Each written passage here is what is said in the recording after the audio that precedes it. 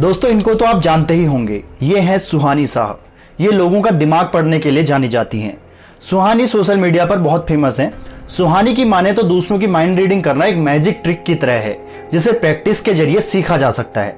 उनका कहना है कि उनके पास कोई खास सिद्धि नहीं है, ना ही माइंड रीडिंग कोई चमत्कार है। बहुत बहुत बहुत ज्यादा प्रैक्टिस, मेहनत और 25 सालों के बाद हुआ है। ठीक है, मैं खुद ऐसी चीज अगर आज 15 साल पहले बोलते तो नहीं कर पाती। सिर्फ सुहानी ही नहीं बल्कि राहुल खारबंदा, नकुल सिनॉय और ना जाने कितने ही लोग हैं जो इंडिया में माइंड रीडिंग करने में माहिर हैं, और वो भी कहते हैं कि लोगों का दिमाग पढ़ना कोई चमत्कार या फिर खास तरह की सिद्धि नहीं है। और मैं धर्म पे सवाल नहीं उठा रहा हूँ, मैं बस ये कह रहा हूँ कि जो मैं कर रहा हूँ वही शायद बाबा कर रहे हैं। ये ट्रिक है, ये आर्ट फॉर्म है, और एज ए यूथ जो अगर आप इस देश के नौजवान हैं, आपको खुद सवाल उठाने चाहिए। सवाल उठाना is very very important thing, चाहे वो घर पे हो चाहे वो आसपास हो। आपको अपनी नॉलेज गेन करने के लिए जितने सवाल हो सके उठाने चाहिए। अब इनसे मिलिए। पिछले कुछ दिनों में आपने इनको न्यूज चैनलों या फिर सोशल मीडिया पर बहुत देखा होगा। हमारी रावण से बात है और सर में मारो, अब सर में भरा भरा। इनका नाम है धीरेन्द्र कृष्ण शास्त्री।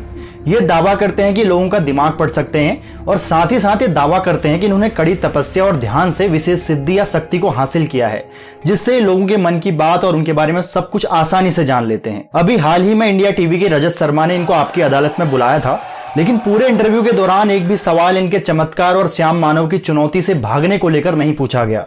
रजत शर्मा के सारे सवाल बस हिंदू, मुस्लिम और सनातन धर्म को लेकर ही थे। यानी पूरे कार्यक्रम के दौरान ये कोशिश की गई कि बाबा के पाखंड को सनातन धर्म की परत से ढक दिया जाए। क्या आपको नहीं लगता कि शास्त्री से एक सवाल ये भी पूछा जाना चाहिए था कि अगर आप वास्तव में कोई पाखंड नहीं कर रहे हो तो बस एक बार सनातन धर्म की खातिर या फिर उन सभी भक्तों की खातिर ही सही श्याम मानव की चुनौती को स्वीकार कर लो और साबित कर दो कि आप में हनुमान जी की शक्ति है। लेकिन इस तरह का एक भी सवाल पूरे इंटरव्यू के दौरान नहीं किया गया। दोस्तों सच्चाई तो यह है कि सिद्धि या चमत्कार तो बहुत दूर की बात है। धीरेन्द्र शास्त्री को ढंग से माइंड रीडिंग करनी भी नहीं आती, क्योंकि अगर आप ध्यान से ढूंढने लगोगे तो आपको इंडिया और इंडिया के बाहर एक से बढ़कर एक माइंड रीडर मिल जाएंगी और जादूगर मिल जाएंगे, जिनके आगे डीके शास्त्री कुछ भी नहीं है। क्या आप अपने किस दोस्त का नाम अभी सोच रहे थे? दिव्या। दिव्या दिव्या। और ये आपने मुझे बिल्कुल नहीं बताया, करेक्ट? मैं टच में ही नहीं हूँ उससे, बहुत मतलब आप बचपन से। उससे टच में भी नहीं है, कुछ भी पॉसिबल नहीं है, करेक्ट? मैंने आपके बताने के पहले यहाँ पर एक नाम लिखा था और वो है दिव्या। अब आप कह रही हैं ये चमत्कार नहीं है?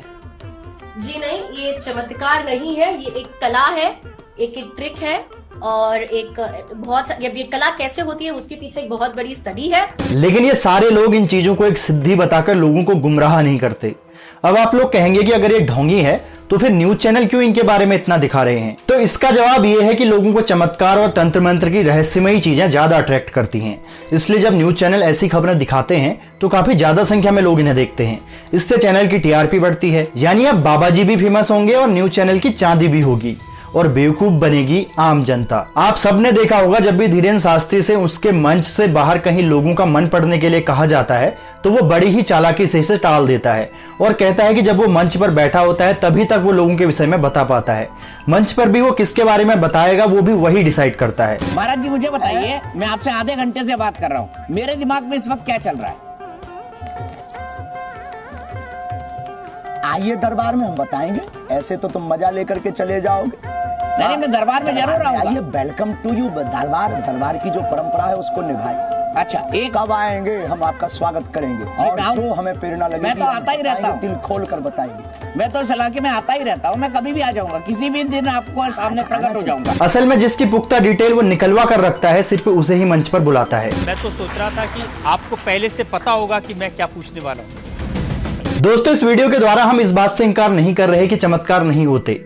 जो साधक कड़ी साधना करते हैं, मोह माया से दूर हो जाते हैं, शायद वो चमत्कार कर सकते हैं। लेकिन जो काम धीरेन्द्र शास्त्री करता है वो चमत्कार नहीं बल्कि एक ढोंग है, और हमारी नजर में वो ढोंग ही रहेगा जब तक वो श्याम मानव की चुनौती को स्वीकार कर अपने आप को साबित नहीं कर देता। नमस्कार।